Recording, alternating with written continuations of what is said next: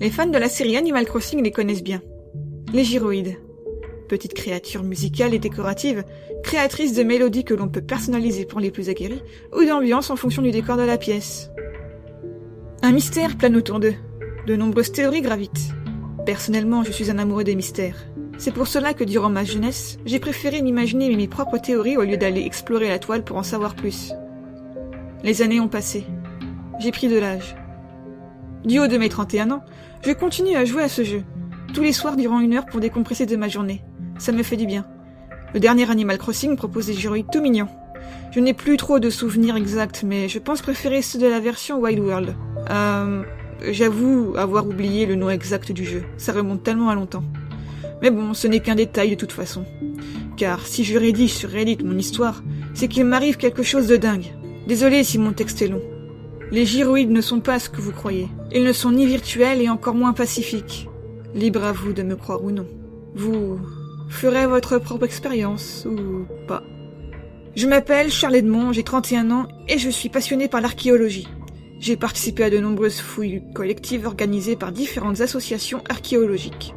J'ai beaucoup voyagé. Les week-ends, je profite de mon célibat pour prospecter dans des prairies et forêts. J'ai déjà fait 800 km aller-retour pour quelques heures de fouilles seulement. La distance ne me fait pas peur. À l'heure où je rédige ce poste, je suis en congé depuis 1 semaine. Vous l'avez deviné, oui, je suis en expédition privée, seule dans les montagnes pyrénéennes. Où exactement? Je ne dirai rien. Il en va de votre sécurité. Ai-je croisé des ours? Peut-être que oui, peut-être que non. Je ne donnerai aucune info qui risquerait de trahir ma position. Je suis arrivé dimanche à tel endroit que j'appellerai X. Lundi, j'ai pris tout l'équipement nécessaire pour une randonnée itinérante et je suis parti à l'aventure. Je suis resté dans les zones couvertes de forêt pour éviter d'attirer l'attention des curieux et des potentiels pilleurs. J'ai marché, prospecté et respecté les lieux, bien évidemment, durant 2 jours avant de commencer à découvrir des traces d'hommes du passé. Quelques clous, morceaux de poterie, etc. J'ai continué en me ravitaillant dès que je trouvais un village. Bref, blabla inutile pour l'instant, oui, je sais. C'est à partir de samedi où les choses sont devenues intéressantes. Ce jour-là, j'ai glissé sur un rocher et j'ai dévalé un petit ravin. Mon casque m'a sauvé la vie.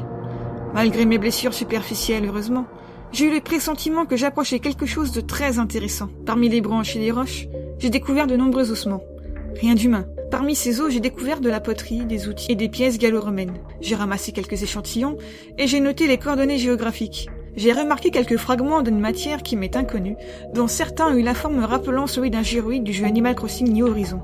Mes mains ont commencé à avoir une sensation étrange de picotement indéfinissable, et je me suis dit qu'il était temps de retourner à X, des fois que mes blessures soient responsables de cette sensation désagréable. Avec la santé, on n'est jamais trop prudent. Durant le trajet retour, la sensation que j'avais aux mains s'est propagée dans tout mon corps, arrivant à un point où j'ai cru que mon cœur semblait vouloir sortir de ma poitrine, tellement les picotements et cette sensation d'énergie externe me... Bref, impossible d'expliquer cette sensation. J'ai fini le trajet en autostop.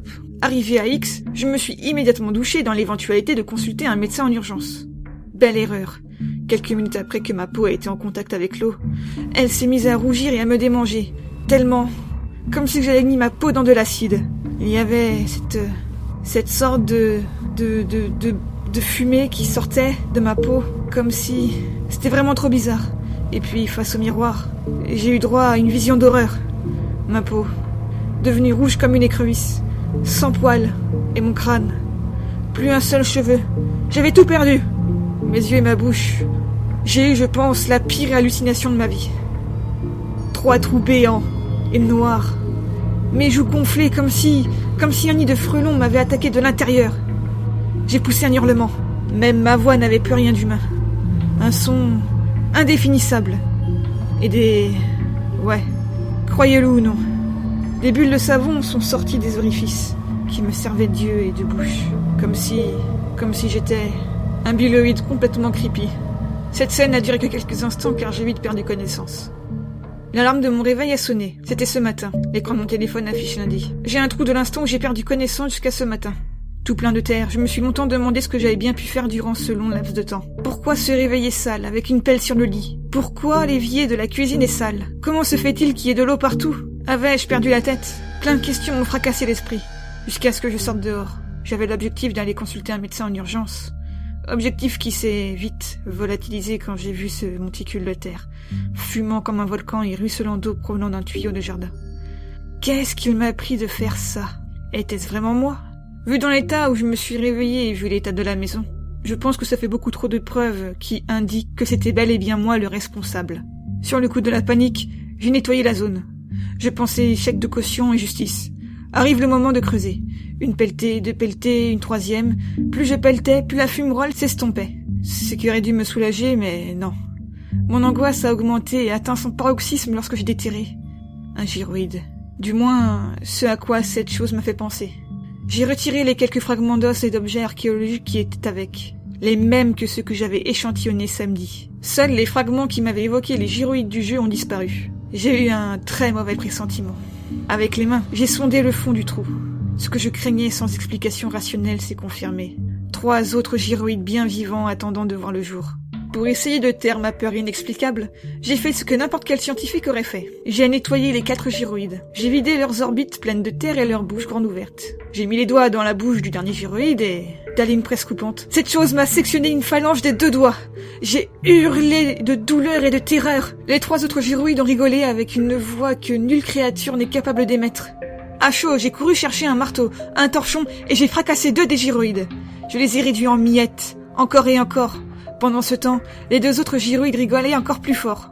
Ces gyroïdes étaient peut-être des riroïdes, mais ça, je m'en foutais. J'ai ramassé les fragments et je les ai jetés à l'extérieur avant de filer aux urgences.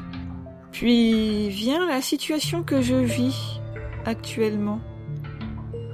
Au moment où j'écris ces lignes, je suis sur mon téléphone enfermé dans une armoire. Il a plu durant mon absence et il fait nuit. Ça rigole de partout, même dans ma tête. Je les entends ronronner et hurler d'une voix rauque.